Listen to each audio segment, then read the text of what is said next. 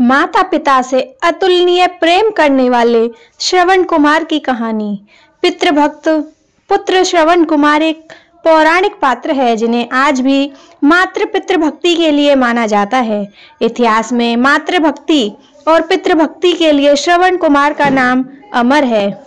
हिंदू धर्म ग्रंथ रामायण में श्रवण कुमार का उल्लेख है। सबसे खास बात यह है कि ये वही श्रवण कुमार है जिनके माता पिता के कारण राजा पुत्र वियोग में राजा दशरथ की मृत्यु हुई थी।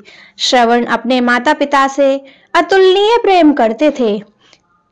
इनके माता पिता नेत्रहीन थे, इसलिए वो उनकी अत्यंत श्रद्धा पूर्वक सेवा करते थे। श्रवण की मां ने उन्हें बहुत कष्ट उठाकर पाला था। श्रवण अपने माता पिता के कामों में बहुत मदद करते थे। घर का सारा काम जैसे नदी से पानी भरकर लाना, जंगल से लकड़ियां लाना, चूल्हा जलाकर खाना बनाना आदि श्रवण कुमार ही करते थे।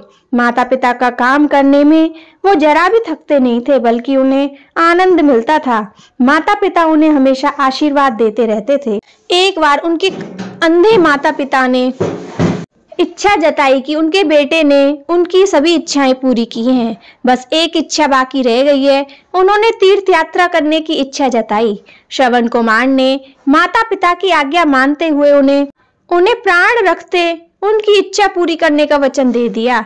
कंधे पर कावड़ लेकर और उनमें दोनों को बिठाकर वह तीर्थ यात्रा करने निकल पड़े। श्रवण अपने माता पिता को कई तीर्थ स्थानों जैसे गया, काशी, प्रयाग आदि लेकर गए और उन्हें तीर्थ के बारे में सारी बातें सुनाते रहे। एक दिन श्रवण माता पिता के साथ अयोध्या के समीप जंगल में पहुंचे, जहां रात्रि के समय वो विश्राम कर रहे थे। उनकी माता को प्यास लगने पर वो पास ही बहती नदी से पानी लेने चले गए। श्रवण कुमार पानी लेने के लिए अपना लोटा लेकर सरयू तट पर गए। उस समय अयोध्या के राजा दशरथ थे। राजा दशरथ को शिकार खेलने का बहुत शौक था। वे रात में भी जंगल में शिकार खेलने चले जाते थे, क्योंकि उन्हें शब्द भेदी बाण चलाने में महारत हासिल थी। पावस ऋतु में सायंकाल वे धनुष बाण लेकर सरयू के किनारे गए। उसी समय वहां पर श्रवण अपने माता पिता के लिए जल भरने आए हुए थे।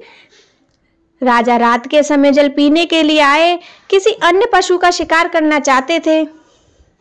अचानक पानी की कुछ आवाज सुनकर उन्हें लगा कोई अन्य पशु पानी पीने आया है, जबकि श्रवण ने जल भरने के लिए कमंडल को पानी में डुबोया था। बर्तन में पानी भरने की आवाज सुनकर राजा दशरथ ने जानवर समझकर और सुनकर अचूक निशाना लगा दिया।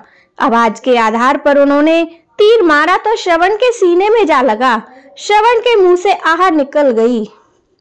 राजा तीर चलाने के बाद सरयू तट पर शिकार को लेने गए तो उन्हें अपनी भूल का एहसास हुआ।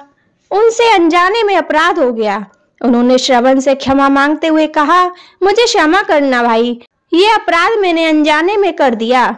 बताइए मैं आपके लिए क्या कर सकता हूँ।